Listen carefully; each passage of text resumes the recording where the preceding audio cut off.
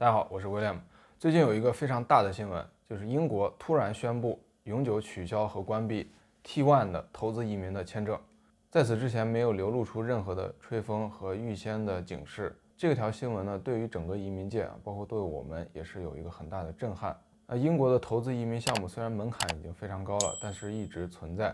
这次突然宣布取消我想可能有以下几点原因。第一呢，就是随着英国的脱欧。各位知道，在英国脱欧之前，英国的经济呢一直增长率很低并且有一定的下滑。但是竟然在脱欧了之后呢，英国的经济逆势上涨，甚至增幅 GDP 达到了7.5%。今年的2022年，各方面的预测，英国的经济依然会保持一个强劲的增长。这个超强的增长的情况甚至达到了2战以后的最高点。可以看得出，这样的增长呢，对英国的国内的确起到了一个振奋人心的作用。那么，英国作为一个老牌的资本主义国家它在金融，它在这方面的敏感度和实力当然是毋庸置疑的。因此，在经济方面，英国似乎也就不需要太考虑这方面。另外一方面就是最近这个国际局势，我们知道俄罗斯和乌克兰最近的关系呢非常紧张官方的声称英国由于一些安全性的考虑，俄罗斯的这些财阀可以说实力都是在世界上数一数二的。那么避免一些安全性的考量，所以英国呢就关闭了这个政策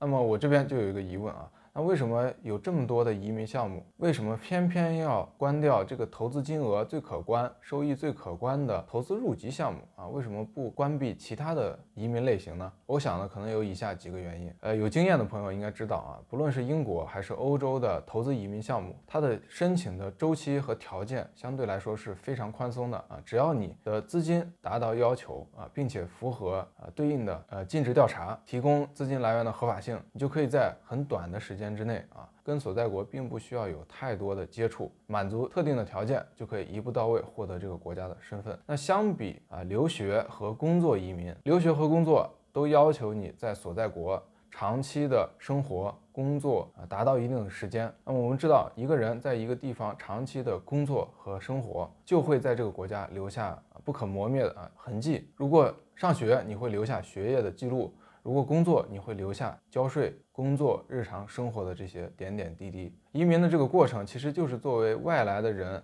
跟所在国的一个融合。虽然传统的移民方式比较缓慢，但是呢，移民的人可以跟所在国有常年的亲密的接触，互相呢都有对彼此的了解。但是反观投资移民的这种形式简单粗暴，直接就可以获得身份。接收国呢对移民的这个群体呢了解呢并不是非常的详细和深入。我想这有可能是英国决绝的取消投资移民这个项目的原因之一。那么在这件事情之后，给还没有移民的朋友或者正在准备移民的朋友有些什么启发呢？又让我想起来那句老话，就是留给中国队的时间不多了。在今年的年初包括欧洲的这些传统的购房和投资移民的项目，也传出了或多或少的声音就是欧盟委员会不断的给各国进行施压，要求敦促减少或者是停止这个黄金移民的项目。所以在未来真的是且行且珍惜不知道什么时候有可能西班牙、葡萄牙、希腊这仅有的为数不多的投资移民项目有可能就因为外界的压力不得不提高门槛或者关停。所以各位一旦有身份规划或者移民海外的需求，一定要趁早准备。我的频道也会一直持续的更新移民和身份规划的有价值的内容。订阅我的频道，不错过任何一期更新。我是 William，我们下次节目再见。